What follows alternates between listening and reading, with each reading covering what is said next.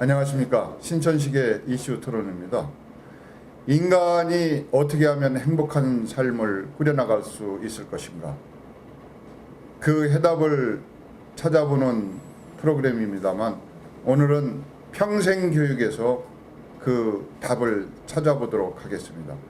오늘 나오신 분 자기소개 좀 한번 해주시죠. 네, 안녕하십니까. 대전 평생교육진흥원장 양규문입니다. 우리 안녕하십니까. 유성구 평생학습원에서 근무하고 있는 평생교육사 정현옥입니다. 두 분은 평생교육을 전공하셨고 현재 종사하고 계신 분야도 평생교육이신데 평생교육이라고 하는 것을 이제 우리 정현옥 평생교육사 이렇게 불러야 됩니까? 제가 이제 그 구청에 소속되어 있는 평생학습원에서 근무를 하고 있는데요. 보통은 이제 평생교육사라는 명칭은 안 하고 보통 이제 그 주민들은 뭐 선생님 또는 주무관이라는 표현을 많이 씁니다. 예, 알겠습니다. 연 원장님, 예.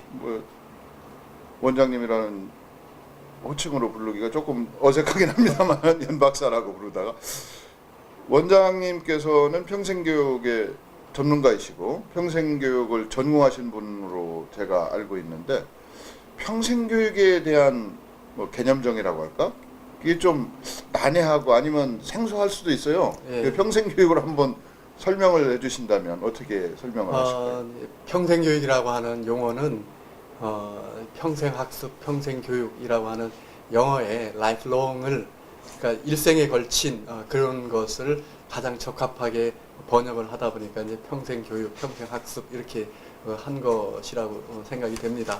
그런데 평생교육은 많이 알려져 있지만 lifelong은 많이 알려져 있지만 life wide라고 하는 것까지는 아직 많이 널리 알려져 있지 않습니다. 그러니까 평생교육을 쉽게 이야기를 하면은 전생에 걸쳐서 그 삶의 전 영역에 걸친 모든 학습, 교육 이것을 평생교육이라고 할 수 있을 것 같습니다. 그러면 생애 전 기간에 걸쳐서 전방위적으로 예. 이루어지고 있는 다양한 그 학습 예. 전반을 지칭하는 말이 평생교육이다. 예. 예. 그러니까 모든 교육이 다 평생교육입니다. 그런데 예. 형식교육, 정규교육에서 초등학교, 중학교, 고등학교, 대학교가 따로 그런 기관들에서 운영이 되고 있다 보니까 그 강조점, 중요하게 여기는 부분이 성인교육에 치중되어 있는 그런 부분이 있지 사실은 모든 것이 다 평생교육이라고 할 수 있습니다. 사실 지금까지 저희가 생각할 때 교육 그러면 제도권, 특히 초, 중, 고, 대학 뭐 그거 맞추면 교육하고는 저희가 관계가 없다 뭐 이렇게 생각하시는 분들이 많은데 이제 평생교육사라고 하는 것이 국가 공인 자격증이지 않습니까? 네. 그럼 이제 평생교육을 공부하시게 된 그런 배경이 있으세요? 개인적으로? 네, 저는 이제 교육학을 전공을 했고요. 세부 전공은 지금 직업교육을 전공을 하고 있습니다. 근데 그 개인적인 측면에서 평생교육을 보면 우리가 이제 지금까지는 그 좋은 대학을 가기 위해서 또는 좋은 직업을 갖기 위해서 교육에 참여를 했다라고 보면 이제 평생교육을 통해서 자기가 하고 싶었던 일 그리고 이제 자기의 삶을 찾고 자기의 이제 자아 실현을 위해서 그 학습에 참여하는 게 이제 평생교육이 아닌가 이런 생각을 좀 해봅니다.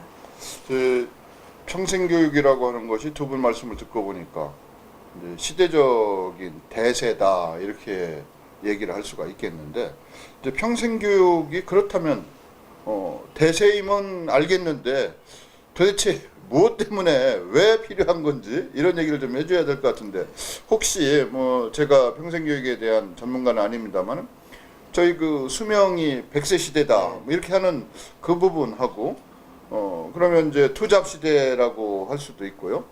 뭐 이런 거하고도 같이 매칭이 좀 예, 됩니까? 그렇습니다. 어떻습니까? 예. 평생교육이라고 하는 용어를 사용하지 않더라도 사실 인류는 평생 동안 가족, 친지와 함께 생활을 하면서 평생 동안 교육을 해왔고 배우고 해왔습니다. 그런데 이제 산업화가 되면서 모든 것이 분화되다 보니까 기능들이 가정, 학교, 교회, 뭐 정부 이런 식으로 이제 나눠져 있었습니다. 그런데 현대 사회에서 또 다른 변화가 그런 모든 것의 융합, 통합, 그러한 시대가 되었고요. 또 하나는 인간의 수명이 상당히 길어졌기 때문에 그 예전에 그 인간 수명의 사이클하고는 삶의 양식을 이제 바꿔야지 될 그런 필요성이 생겼습니다. 그리고 또 하나는 산업 구조가 엄청 많이 바뀌었고요. 그리고 예전에는 굉장히 각광을 받고 있던 그런 영역들이 지금은 쇠퇴하거나 또는 새로운 것들이 많이 등장을 하고 또 그 얼마 전까지 지식 시대를 이야기를 했었죠. 지식이 팽창하고 있습니다. 뭐 그 지식이 팽창하는 속도는 엄청나게 빠르고 불과 얼마 전까지만 하더라도 굉장히 쓸모있던 지식이 별 쓸모가 없는 그런 지식이 되고 있어서 우리는 평생 사회에 적응하기 위해서도 배워야지 되고 또 인생 100세 시대의 산업 구조와 또 개인의 삶의 그런 사이클을 생각을 해서도 끊임없이 거기에 적응해 갈 필요성도 있다고 생각이 듭니다. 예, 역시 뭐 연 원장께서는 이제 전문가답게 이제 전문 용어를 써서 말씀을 해주시니까 저희 일반인들이 듣기에는 조금 딱딱한 감이 있는데 우리 정현옥 주무관 선생님, 정현옥 선생님께서는 지금도 공부를 하고 계세요? 네. 다른 사람들은 평생 교육을 하라고 하고 나는 그걸 직업으로 삼지만 나도 공부를 한다. 어떤 공부를 하고 계십니까? 저는 지금은 이제 그 같은 주제를 가지고 있는 사람들끼리 모여서 학습하는 동아리 활동을 하고 있습니다. 그래서 관련 뭐 자료를 찾아서 주제를 정해서 관련 자료를 찾아서 서로 이제 토론하고 논의하는 학습을 하고 있고요. 그러니까 지금 그 평생교육이 이제 시대의 변화에 따라서 굉장히 중요시되고 있는데, 그러니까 어제의 정보는 새로운 정보가 아니다라는 말처럼, 그러니까 저희 현장에서도 그 어르신들이 스마트폰 활용법, 사실 이런 것들은 어디에서 학습하지 않고서는 그 활용하는 방법을 익히기가 쉽지 않습니다. 이제 그런 것들 예를 들자면 그런 것들을 이제 지원하는 것들, 그런 것들의 학습이 꼭 필요한 것들. 예, 알겠습니다. 이제 사례를 하나 제가 두 분에게 한번 말씀을 드리겠습니다. 얼마 전에 그 방송을 보다 보니까 방송대가 나왔더라고요. 예. 그 어떤 프로그램 명칭은 제가 정확히 모르겠는데 80 몇 세가 되신 분이 그 방송대 여러 과를 섭렵하시고 아침 일찍 도서관에 출근하셔서 늦게 퇴근하시는. 근데 이제 그분한테 기자가 물었어요. 마이크를 대고. 선생님은 왜 공부를 하십니까? 허 웃더니 네 좋아서 한다. 그러면 이 과정이 끝나면 또 하시겠습니까? 다음은 1어를 공부하셔가지고 1어로 된 원서를 읽고 뭐 특히 일본 소설을 저희가 좋아하니까 뭐 공부를 더 해보고 싶다. 이제 80이라고 하면 저는 이제 깜짝 놀란 것이 두 가지인데 80대라고 하면 이제 인생을 좀 정리하실 연령일 텐데도 공부에 대한 의지가 대단하시다는 거. 또 하나는 그렇게 해서 건강하게 자기 몸을 관리한다. 뭐 이런 두 가지 측면에서 그냥 언뜻 놀랬는데 평생교육이라고 하는 것이 저희가 이게 무슨 추상적이고 모호하게 접근하는 것보다는 바로 실제 사례로서 그런 분들이 좋은 모델이고 그것이 우리가 좋은 사례로서 좀 따라가려고 하는 노력도 필요하지 않을까. 그 예를 들면 유성에 계시다고 하니까 거기도 연령이 고연령층들도 공부하러 나오시는 분들이 계시죠. 네, 상당히 많습니다. 뭐 60대, 70대 나오시는 건 큰 얘기거리가 아니죠. 네네. 주로 그분들도 어떤 이유로 공부를 하러 나오시는 건가요? 이제 보면은 이제 공직생활 하시고 퇴직하시고 평생학습에 참여하시는 분들이 많으시고요. 보면은 이제 학습도 습관처럼 학습을 하셨던 분들이 이제 계속 지속적인 학습을 하시는 경우가 굉장히 많으세요. 그래서 또 저희 이제 유성구 같은 경우는 그 고학력자들이 굉장히 많은 도시이기 때문에 학습을 요구하는 그런 뭐라고 할까 그 프로그램 이런 것들도 좀 다르다고 볼 수 있습니다. 그래서 보통은 이제 뭐 문화예술 쪽을 많이 그 선호한다라고 하면 저희는 이제 인문 교양 쪽, 직업 능력 쪽을 많이 선호하고 있고요. 그런 분들이 이제 제2 외국어나 또는 그 시민 참여 교육 이런 것들을 많이 요구하고 있습니다. 그런 분들이 학습에 참여하는 가장 큰 목적은 자아 실현의 목적이 아닐까라는 생각이. 예, 알겠습니다. 자기가 생각한 걸 자기 꿈을 이루기 위해서 공부를 한다. 이제 그런 취지에서 이제 대전 평생교육진흥원 안에 대전 시민대학이 운영되고 있지 않습니까? 이따 또 여쭤보겠습니다만 거기에 개설된 강좌도 지금 말씀하신 이런 내용을 토대로 해서 설정이 돼 있죠? 설강이 예, 어떻습니까? 예. 이제 조금 전에 이제 사례를 들어주셨을 때도 아주 중요한 포인트를 이제 말씀을 해주셨다고 생각이 됩니다. 이제 공자님 말씀에도 예. 아는 것보다는 좋아하는 것이 낫고 예. 좋아하는 것보다는 즐기는 것이 낫다라고 이제 말씀을 하셨는데 우리가 이제까지 제가 그 오늘 맨 처음에도 이제 사회에 적응하기 위해서도 필요하다라고 말씀은 드렸지만 우리는 학습을 너무 필요에 의해서 해야지 되고 경쟁력을 확보하기 위해서 하는 쪽으로 좀 너무 좀 가 있는 것 같습니다. 물론 경쟁력을 확보하는 건 굉장히 중요한 의미입니다. 그렇지만 일생을 살면서 학습이 주는 즐거움, 삶의 어떤 열정이라고 할까, 활력이라고 할까, 동기라고 할까 이런 것들을 주는 면에서 굉장히 중요하고 대전 시민대학 같은 경우에도 80대 이상이 지금 500명이 넘습니다. 나오시는 그러세요. 분들이. 예. 80대 이상이? 80대 이상이 500명이 대단하시네. 넘습니다. 그분들은 평균 이렇게 살펴봤더니 한 분이 2개 과목 정도를 일주일에 이제 하시더라고요. 뭐 70대 이상은 이제 훨씬 더 이제 많으시고요. 그러니까 그런 분들이 삶의 목적, 목표, 오늘 하루를 어떻게 보내고 이번 일주일을 어떻게 보내고 하는 그런 목표로서 또 생활의 일부분으로서 중요한 기능을 하고 대전시민대학 말씀을 하셨으니까 대전시민대학 같은 경우에는 그 연령층, 계층을 다 고려를 한 풍부한 프로그램들을 많이 마련을 하고 있습니다. 그래서 다 그 연령대별로 필요한 부분들에 맞추기 위해서 그런 프로그램들을 제공하고 있습니다. 그러면 이제 저희가 인간이라면 본래적으로 몇 가지 본능을 갖고 있다고 해요. 뭐 저희가 이제 종족 보존을 위한 성욕도 있고 또 휴식과 재충전을 위한 수면욕도 있고 이런 것이 본능인데 학습 욕구라고 하는 것도 또 하나의 본능이다 뭐 이런 얘기를 하고 있는 것 같아요.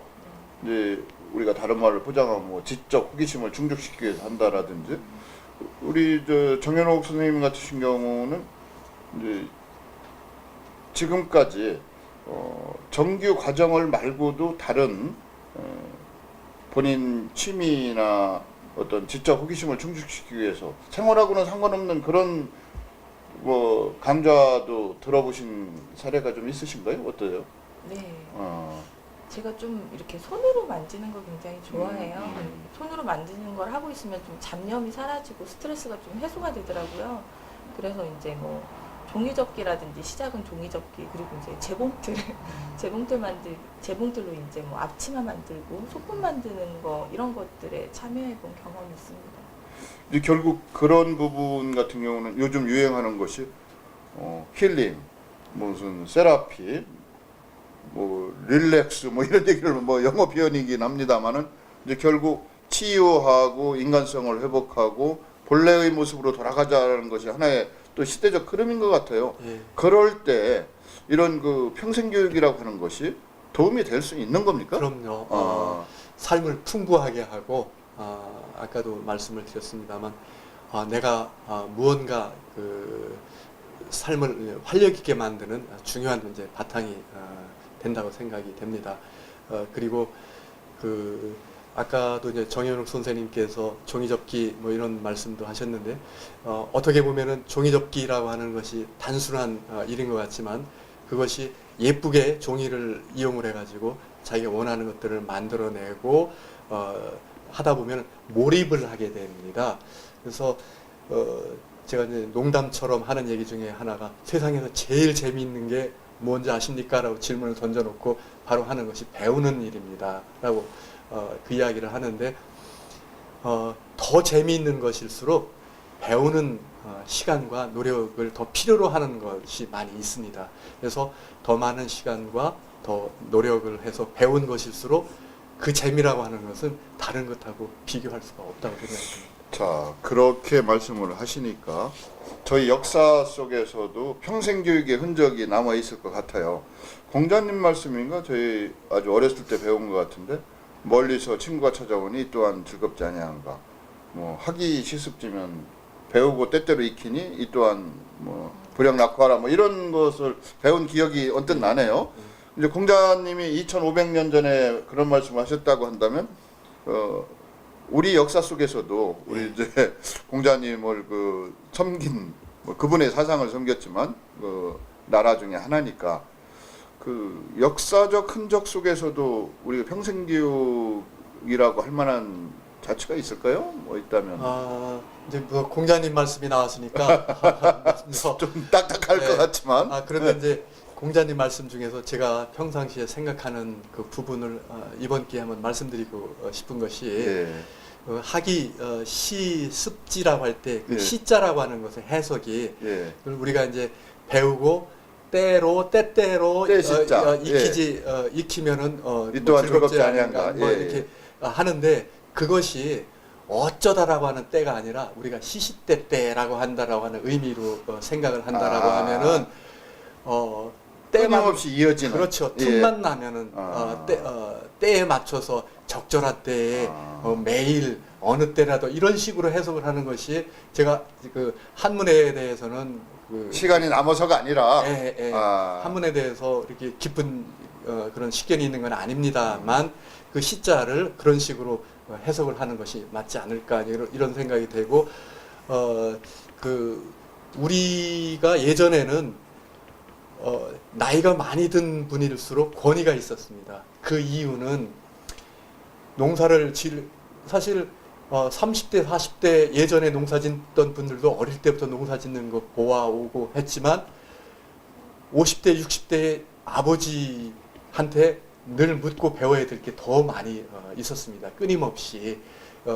그래서 그러한 학습이 평생 동안 생활에서 이루어져 왔었고 우리가 많은 교육제도들을 그 서양의 역사에 비춰봐도 결코 부끄럽지 않은 그런 교육제도들을 뭐 고구려 시대건 뭐 고려 시대건 뭐 조선 시대건 다 갖고 있었습니다. 그런데 또 재미있는 현상 중에 하나는 거기에 학생이 반드시 그 서당에 아이들이 어릴 때만 가는 것이 아니라 나이 많이 먹은 유생들도 여러 가지로 그 학생의 자격으로 다녔다라고 하는 것을 알 수가 있습니다. 그래서 그러한 것이 현대에 와서 또 현대의 평생학습 기관들을 통해서 또 새로운 각도에서 접근이 되고 있다고 할 수 있습니다. 지금 말씀하신 부분은 예를 들면 제도권 안에 있는 교육기관을 또 중점적으로 말씀하신 것 같은데 교육의 의미를 저희가 광의를 해석한다고 하면 평생교육 속에는 제도권 교육뿐이 아니라 일반적인 어떤 취업을 위한 교육,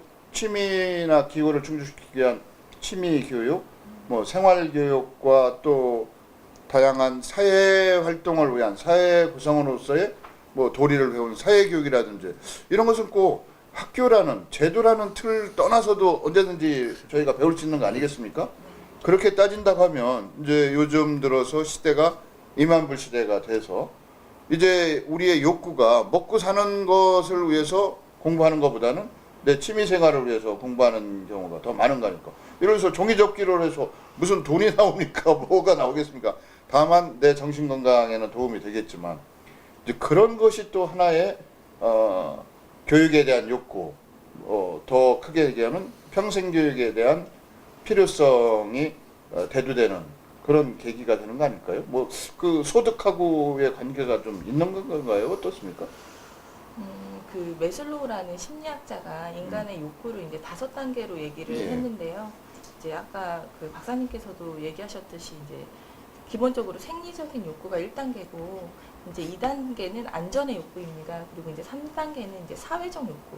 그래서 어떤 사회에 이제 그 소속되고 싶은 욕구인 거죠. 그 다음에 이제 4단계는 존중의 욕구. 자기 스스로 이제 그 존중감을 느끼고 싶고 다른 사람으로부터 이제 그런 그 인정받고 싶은 욕구고요. 그 다음에 이제 마지막 단계가 자아 실현의 욕구입니다. 그러니까 평생 교육을 통해서 이 3단계부터 5단계가 굉장히 많이 실현된다고 볼 수가 있다고 봅니다. 저는 그러니까 사회 그 학습을 통해서 많은 사람들과 함께 어울리고 사회에 참여하고 내가 학습 결과물을 통해서 이제 자신이 굉장히 그 만족감을 느끼고 사람들이 이제 칭찬도 하고 어떤 결과물이 있으면 이제 인정받는 그런 느낌, 그리고 그럼으로 통해서 이제 자아 실현의 욕구가 이제 충족되기 때문에 이제 우리가 2만 불 시대 계속 이제 우리 그 삶의 욕구가 높아질수록 이런 욕구 단계에 따라서 이것 또한 높아지는 게 아닌가라는 생각이 듭니다. 원장님 그렇다고 한다면 저희가 평생 교육의 필요성이라고 하는 것이 이제 소득 수준이 어느 정도 되다 보니까 이제 다음 욕구가 생겨서 그것을 충족시키기 위해서 필요하다는 것도 있지만 그 메슬로우의 그 욕구 단계론의 기본이 그 욕망이라고 하는 것이 단계별로 하나가 충족되면 다음 단계가 나타나는 게 아니라 동시에 혼재되어 있다 뭐 이런 거 예, 아니겠습니까? 예. 그렇다고 한다면 평생교육이라고 하는 것이 그런 그 좀 높은 단계의 욕구 충족이 되는 거라고 한다면 소득하고는 또 상관없이 항상 절대적으로 필요한 그렇습니다. 내용이 되겠네요. 예, 예. 그래서 지금 소득하고 관련성을 생각을 한다라고 하면은 소득 수준이 국가일수록 평생학습에 대한 참여율이 높습니다. 평생학습에 대한 참여율을 다른 그런 통계들하고 비교를 해볼 때에는 평생학습 참여율이 높은 국가일수록 민주주의가 발달되어 있습니다. 그리고 투표율이 높습니다. 그리고 사회적 자본 형성 정도가 높습니다.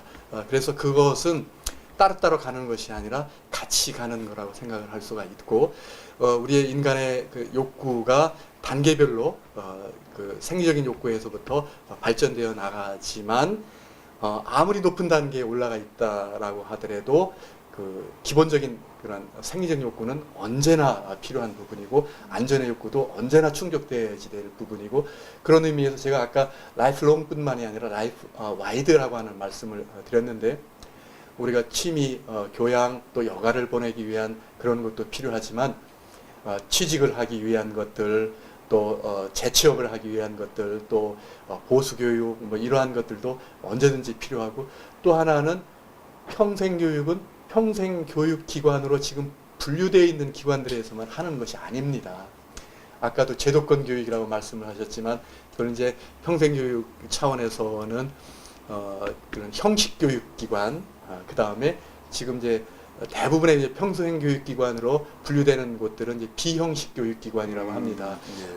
그런 또 그 형식교육기관은 아니더라도 그런 이제 준형식 교육기관들도 있고, 어쨌든 이제 크게는 형식 교육기관과 비형식 교육기관으로 나누어서 분류를 하고 있지만, 평생교육 자체는 대학에서도 평생교육을 하고 있고 중고등학교에서도 하고 있고. 예, 알겠습니다. 예. 그럼 이제 저희는 흔히 어떤 우리가 처한 상황이나 입장을 알기 위해서는 비교를 좀 한번 해보면 될 것 같은데, 저희가 이제 선진국 진입을 했다, OECD 국가에 포함이 됐는데, OECD 국가를 중심으로 해서 제가 오늘 아침인가 잠깐 좀 검색을 하다 보니까 지금 말씀하신 대로 소득 수준이 높은 나라일수록 민주화가 제대로 진행이 되고 정착이 돼 있고, 또 평생교육에 대한 그 보급률이라고 할까, 이런 것이 상당히 높더라고요. 그래서 소득 수준, 민주화, 그 다음에 평생교육 뭐 이런 것이 상관관계가 있다는 얘기를 찾아봤는데, 저희 OECD 국가 34개국 중에 대한민국이 32등인가 그렇게 나와 있더라고요. 제가 기억이 정확한지 모르는데 하여튼 아주 하위권이었었고, 저희가 이제 잘 사는 나라라고 하는 그 룩셈부르크 상부인가요? 뭐 핀란드라든지 뭐 이런 데는 상위권에 속해 있고, 그런 내용이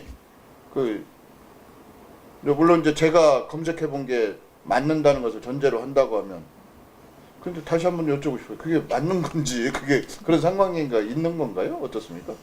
일단은 통계 조사 결과 그렇게 나와 있고요. 저희는 그 작년 기준으로 보니까 박사님이 보신 자료가 맞는 것 같습니다. 32위, 32위로 확인이 됐습니다. 근데 지금 저희가 오늘 얘기하려고 하는 것이 평생교육이, 얼마 전 언론 보도를 보니까 대전 시민대학 평생교육 강좌가 인원도 10,000 몇 명으로 우리가 상상했던 상상을 초월했고, 뭐 심지어는 서버가 다운됐을 정도다. 뭐 그 문제에 대해서 이제 뭐 운영상에 문제가 있다는 말씀도 하실 수 있겠지만 그 정도로 시민적인 관심과 열정이 대단하다. 왜 이런 상황이 발생했을까? 그리고 평생교육이라는 게 도대체 뭔가? 평생교육이라고 하는 것은 시대적 흐름과 깊은 연관성이 있는 건지, 그럼 평생교육에 어떤 내용이 담겨야 하는 건지, 이런 것을 주제로 이야기를 나누어 보고 있습니다. 그래서 오늘 대전 평생교육진흥원 연규문 원장, 또 직접 실무에 종사하고 계시는 정현옥 평생교육사 두 분을 모시고 평생교육에 관한 이야기를 나누어 보고 있는데요. 이제 평생교육이 그러면 아까 언뜻 말씀하셨습니다만 주민의 삶의 질 향상, 주민의 행복권 실현 두 가지에 동시적으로 작용을 한다 이렇게 얘기를 하고 있는데 어떻게 그렇게 삶의 질이 향상이 되고 행복권이 보장이 될 수 있는 겁니까? 평생교육하고는 좀 이렇게 연결이 안 되는데 그리고 한 말씀만 더 드릴게요. 예. 교육, 공부 그러면 아직도 머리가 지끈지끈 아픈 사람들이 많이 있거든요. 그래서 예.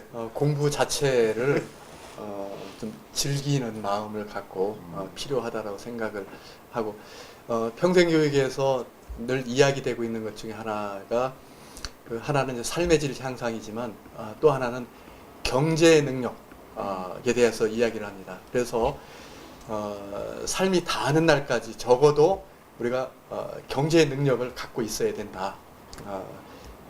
현대 사회에서 경제 능력은 그 예전에 농사만 짓던 시대하고는 다르기 때문에 수많은 지식과 기술과 그러한 것들이 필요하기 때문에 또 그 부분도 평생교육의 중요한 영역이기 때문에 그 삶의 질이 한편으로는 정신적인 안정과 평화와 그 행복감에도 중요하고 또 하나는 경제적인 능력을 키우는데 그래서 개인의 경제 능력을 키우는 것이 지역사회의 경제 능력을 키우는 것이 됩니다. 그리고 지역사회의 경제 능력을 경쟁력 있게 만들어가는 것이 바로 국가의 경쟁력입니다. 그래서 전 세계적으로 평생 학습을 통해서 국가 경쟁력을 만들어내야 된다라고 하는 것들이 OECD 국가들의 중요한 정책이고 그것은 벌써 3, 40년 전부터 국가 정책의 아주 중요한 그런 기제로 작용을 하고 있습니다.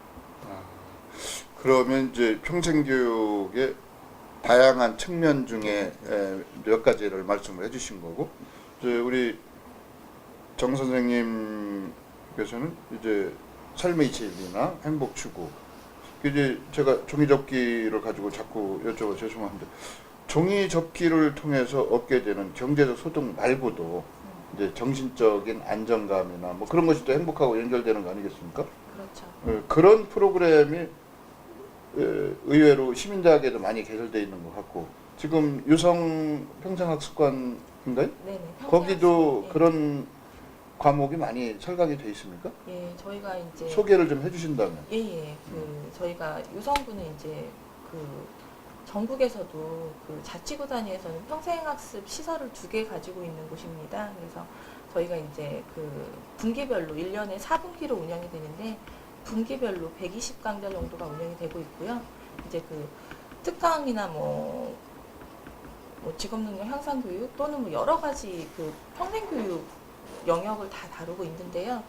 저희가 이제 유성구 주민을 대상으로 평생학습 요구 조사를 합니다. 만족도 조사를 하는데 거기에서 이제 저희가 이런 질문을 해봤어요. 평생교육이 삶의 만족도에 어느 정도 영향을 미친다고 보느냐 이런 질문을 저희가 했을 때 저희가 2011년도에 조사를 했을 때 78.2%가 매우 영향을 많이 미친다, 매우 미친다, 매우 많이 미친다 라고 대답했고요. 저희가 이제 올해 분석 결과를 보니까 81%가 매우 많은 영향을 미친다라고 이렇게 답변을 하고 있습니다. 그래서 평생 교육의 성과는 눈에 확연히 이렇게 나타나지는 않지 않습니까? 그래서 평생 교육이 삶의 질 향상에 어떤 부분 영향을 미치나 이렇게 얘기를 하면 사실은 결과물을 탁 제시하기가 굉장히 어렵습니다. 그래서 저희가 이제 그 학습자들한테 그런 요구 조사를 했을 때 그런 답변이 나왔어요. 81%까지 나왔어요. 예. 결국 행복이라고 하는 것은 주관적으로 느낄 수 있는 정성적 가치이기 때문에 네네. 뭐 그거 자체가 확실한 근거지 뭐. 그렇죠. 예. 표본 수는 어느 정도나 되셨어요? 저희가 이제 유성 구민 대상으로 2,000명을 아, 그럼 어느 정도 뭐 표본 집단도 그 적은 숫자가 아니니까 신뢰할 만한 뭐 범주라고 드는데. 그리고 대전 시민대학 같은 경우도 학습자들한테 만족도 조사를 했을 경우에 예. 5점 평점 만점으로 했을 경우에는 4.7이나 4.8 정도가 거의 나옵니다. 그래서 그러면 대단한 만족도네요. 예, 그래서 그 조사를 하기 전보다도 그런 결과치를 얻고 났을 때에는 그게 어떻게 증명할 수 있느냐라고 이야기하면 참 힘들지만 그 자체가 증거죠. 그, 확실한. 예. 그분들이 심리적으로 느끼는 그런 것들은 효과는 대단하다고 생각이 듭니다. 그렇게 된다고 하면 이제 다시 얘기를 돌아가서 학습권, 학습에 대한 욕구 자체가 공부하면 머리가 아프고 뭐 이게 책은 펴기만 하면 잠 온다는 분들도 있지만 이게 뭔가 좀 잘못된 거죠. 예, 학습이나 교육에 대한 것이 이렇게 즐겁고 행복을 가져다 주는 지름길인데 이제 그런 그 교육에 대한 기본적인 개념 자체가 바뀌어야 되겠네요. 네. 평생교육을 통해서. 신 박사님도 이제 강의를 시민대학에서 이제 하시니까 이제 그 학습자들이 갖고 있는 그 학습 자세라든지 수업 태도 이런 것들이 굉장히 진지하고 열기에 넘친다라고 하는 것을 잘 아실 겁니다. 그런데 이제까지 우리 교육의 문제가 무언가의 목적을 위해서 경쟁적으로 또 의무적으로 이렇게 하는 교육이었습니다. 그런데 시민대학이나 또 유성 평생학습관 같은 데에서 이런 교육은 자발적으로 자기가 원하는 것을 구하기 위해서 오기 때문에 그 열이나 행복도라고 하는 것에서는 비교가 안 됩니다. 학습 태도라고 하는 것이. 예, 저희가 결국 중앙정부와 지방정부가 있습니다만 정치가 해야 될 궁극적인 목표 중에 하나가 국민들에게, 시민들에게 행복을 주는 그런 것이 정치의 주요 역할 중에 하나라고 생각이 되는데 이 평생교육을 통해서 행복을 줄 수 있다고 하면 뭐 이 또한 우리가 마다할 이유가 없을 것 같고요. 그렇다고 한다면 뭐 대전을 중심으로 이야기를 해야 되겠습니다만 대한민국 같은 경우 평생교육 이용자 숫자라든지 평생교육 숫자에 뭐 적어도 증가율이나 뭐 이런 정도에 대한 통계도 좀 있으시죠? 이제 우리나라의 평생교육 참여율에 대한 이제 통계가 또 뭐 예전에 비해서는 많이 나아졌지만 아직까지는 조금 미흡한 부분이 많이 있다라고 생각이 되는데 어쨌든 간에 작년도 통계로는 우리나라 사람들 평균적으로 한 36% 정도 가량이 참여하는 걸로 조사되고 있습니다. OECD 국가들은 보통 이제 50%는 넘고요. 노르웨이나 스웨덴이나 핀란드 같은 그 북유럽 국가들은 거의 70%에 육박을 하고 있습니다. 그런데 대전의 경우에 작년도 교육개발원의 통계에 의하면은 한 14만 정도가 참여하는 걸로 나오고 있습니다. 그리고 대전시민대학 같은 경우는 그 통계에 들어있지 않습니다.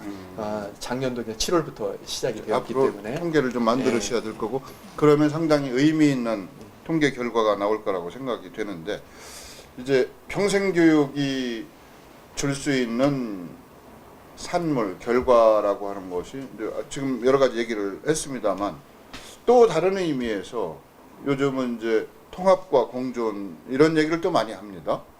누구라도 장애로 인해서 차별을 받아서는 안 된다. 또 어떠한 신분이나 어떠한 그 계층에 속해 있다고 해서 그것이 본인이 행복을 추구하는데 살아가는데 장애나 차별에 대해서는 안 된다. 뭐 이런 것이 사회 통합의 어떤 전제일 수도 있는데 지금 이제 실제 시민대학을 운영하시고 많은 수강생들이 거기에 이제 교육을 받고 계신데 그 교육을 받는다는 의미가 적절한지 아니면 교육에 참여하고 계신다고 이렇게 좀 정정을 해야겠습니다만 그런 경우 예를 들면 경제적인 이유로 공부를 하고 싶은데 참여를 하고 싶은데 못하는 경우 아니면 신체적 어떤 장애를 인해서 못하는 경우 뭐 이런 분도 있을 거 아닙니까? 저희 그 대전시민대학 같은 경우는 처음에 대전시민대학을 준비하면서부터도 모든 시민들이 접근하는데 어려움이 없도록 하자라고 했습니다. 그래서 수강료 자체도 굉장히 저렴하지만 그 가운데에서도 그 경제적인 어려움을 겪고 있는 분들은 다 수강료 감면을 해드리고 있습니다. 그리고 뭐 다자녀라든지 다문화라든지 전액 감면입니까? 예, 그런 제도가 있었어요? 예.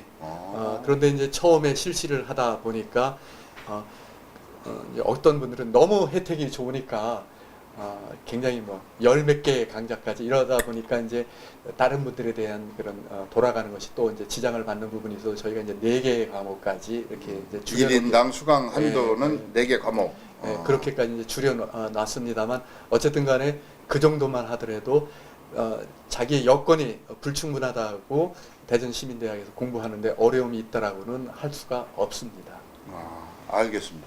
그러면 또 연령에 따른 어떤 차별이나 또 연령의 장애가 되지 않는다는 말씀하셨는데 유성 평생학습관의 경우도 고연령층이 상당히 많으시다고 그랬죠? 네네. 근데 그분들이 이렇게 자발적으로 주도적으로 참여하시고 또 거기 나오심으로 해서 건강관리도 되지만 이제 행복도 충전하시고 뭐 이렇게 한다는데 이제 그런 분들 오늘 그런 분을 한 분 모셨으면 더 좋았을 텐데 뭐 예를 든다면 선생님 고맙습니다. 선생님이 이런 기회를 만들어 주셨으니까 저희가 감사한 뜻으로 뭐 좀 초콜릿이라도 가져옵니다. 뭐 이런 것도 있습니까? 어떻습니까? 네. 그런 경우도 종종 있고요. 그러니까 저희 같은 경우도 65세 이상이시면 수강료가 감면이 됩니다. 그러세요? 근데 이제 시민대학도 그런 게 있나요? 시민대학은 원래 기본 수강료 자체가 낮기 때문에 연령에 대한 혜택은 없으신가요? 네, 그거는 그리고 시민대학 같은 경우는 이제 연령대가 40, 50대가 가장 많습니다.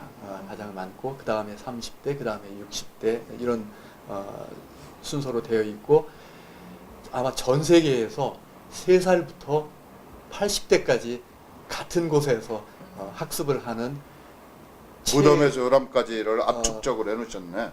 최대의 시민대학이 아닌가 그런 생각을 해봅니다. 대전 시민대학의 규모에 대해서 잠시 후에 좀 여쭤보기로 하고요. 유성구가 아까 말씀하신 평생학습도시 아닙니까? 유성이? 전국 최초로. 전국 최초로 뭐 그런 얘기를 제가 언뜻 기억이 나는데 네. 그 평생학습도시라는 것은 뭡니까? 그리고 뭐 지원이 있나요? 중앙정부에서? 이제 평생학습 도시는 평생교육 진흥을 위해서 이제 만든 제도라고 할 수 있는데요. 이제 저희는 이제 2001년도에 사실은 평생교육이 뭔지도 모를 때 지정이 됐습니다. 2002년도요? 2001년. 1년? 네네. 전국 최초로 14년 전이네. 예. 지정이 됐고요.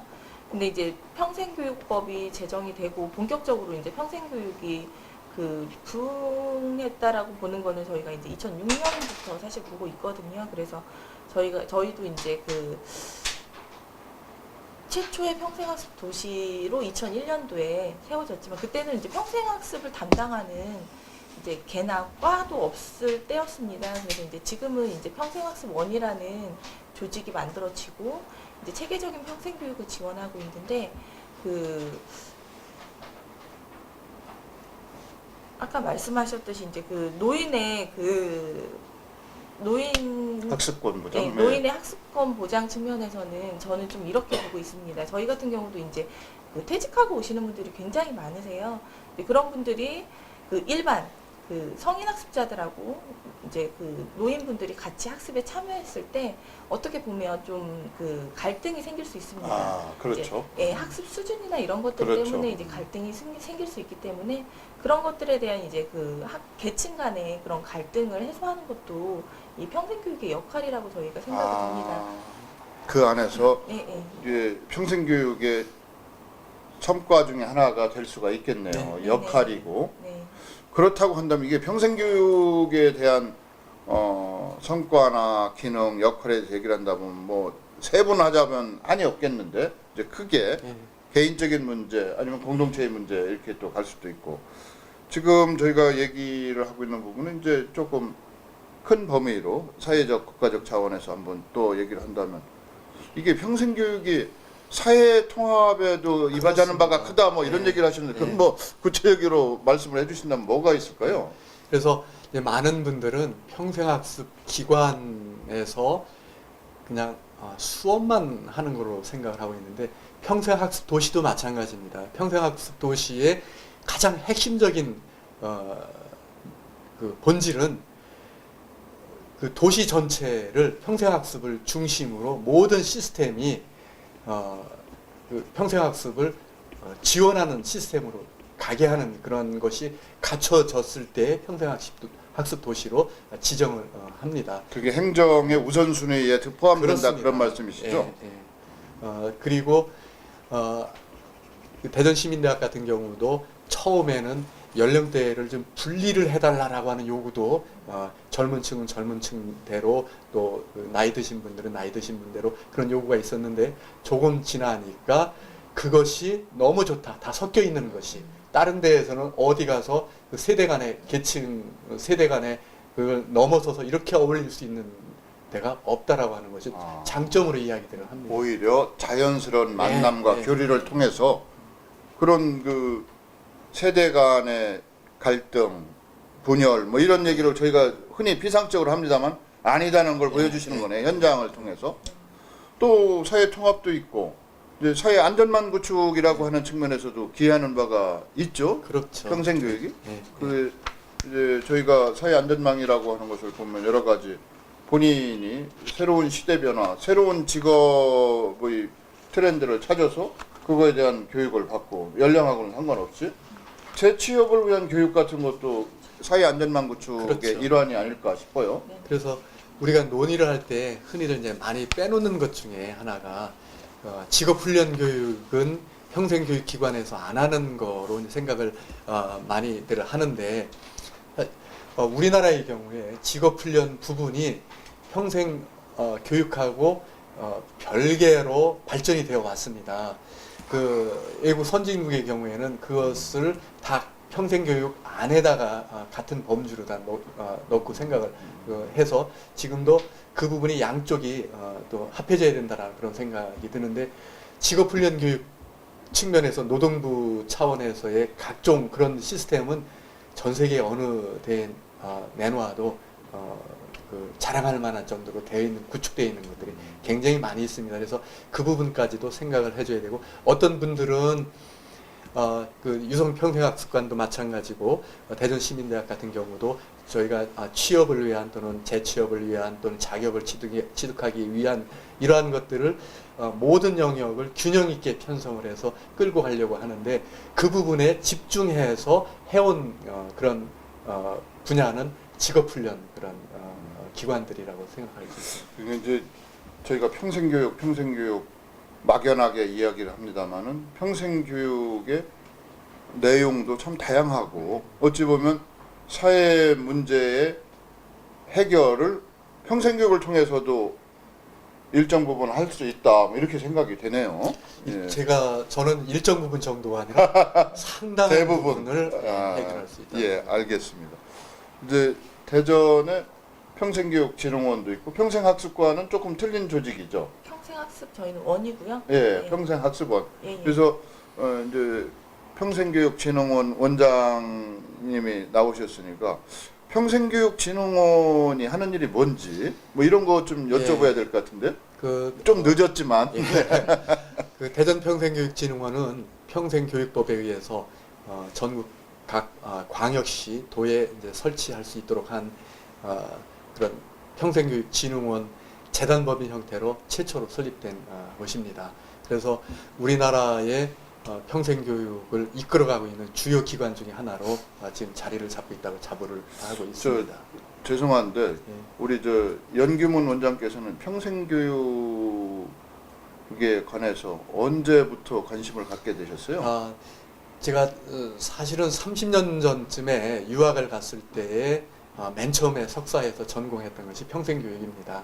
그러니까 어떤 분들은 지금 이제 교육학을 일반적으로 널리 하다가 평생교육 이제 시대가 지금 그렇게 되어 와서 이제 평생교육으로 세부 전공으로 이렇게 가는 것이 지금 이제 추세입니다만 저 같은 경우는 이미 세부 전공으로 되어 있었던 평생교육을 석사학 과정에서 전공을 했습니다. 그런데 그 당시만 하더라도 우리나라의 전반적인 사회적인 여건이 평생교육 하나만 갖고 관심을 갖고 하기에는 좀 부족해서 저 같은 경우는 이제 오히려 이제 박사에서는 더 폭넓게 일반적인 교육학적으로 이제 넓혀갔던 그런 그야말로 한 세대 전에 30년 전에 평생교육에 관심을 갖고 공부를 하셨구만요. 평생교육 전문가이신 것 같고 우리 동현옥 선생님은 이제 평생교육사 이렇게 하는데 평생교육사가 어떤 일을 하는 권한이 아니라 어떤 일을 하는 자격입니까 그게? 저희는 이제 평생교육 전문가라고 표현을 하는데요. 그 주민의 평생교육 요구를 분석을 하고 그 시대 흐름이나 이런 그 주민의 요구에 맞는 평생교육 프로그램을 개발하고 평가하고 하는 역할을 하는 그 전문가라고 생각하시면 됩니다. 이제 평생교육 기관이라든지 이런 데는 의무적으로 평생교육사가 근무를 하셔야 되는 겁니까? 네, 그렇게 되어 있는데요. 이제 저희 그 대전시 같은 경우에도 5개 자치구 중에 저희가 이제 4개가 평생학습 도시로 지정이 되었습니다. 근데 그 중에 평생교육사들이 이제 그 전문가들이 배치가 돼서 활동을 하고 있고요. 예. 이제 대전 시민대학을 뭐 평가하기는 아직 좀 이른 감은 있습니다만 우선은 개설 과목 그리고 참여 인원 뭐 이런 걸 가지고 얘기할 수밖에 없을 것 같은데 뭐 소개 좀 잠깐 해주신다면. 이제 3월 10일부터 개강하는 1학기 강좌를 지금 등록을 하고 있습니다. 그런데 어제까지 15,000명이 등록을 했습니다. 이번 1학기에 개설되는 강좌 수는 1,300개가 넘습니다. 이제 대전 시민대학이 이처럼 이제 많은 시민들이 관심을 갖고 참여하게 된 그러한 이유를 여러 가지로 분석을 해볼 수가 있습니다만 중요한 것 중에 하나는 시민들이 이제까지 갖고 있었던 내가 이러한 것을 학습을 하고 싶었는데 라고 하는 것들을 마땅히 찾을 데가 없었는데 감히 대한민국에서 최초로 시민들이 원하는 모든 것들을 한번 다 찾아서 해봅시다 라고 하는 그런 차원에서 접근하는 유일한 기관이라고 생각이 됩니다. 그건 뭐 욕구 학습권이 기본적인 본능이라고 한다면 욕구도 또 다양할 수가 있는데 그 다양성을 실현할 수 있는 그런 틀을 마련하고 있다는 말씀이시겠네요.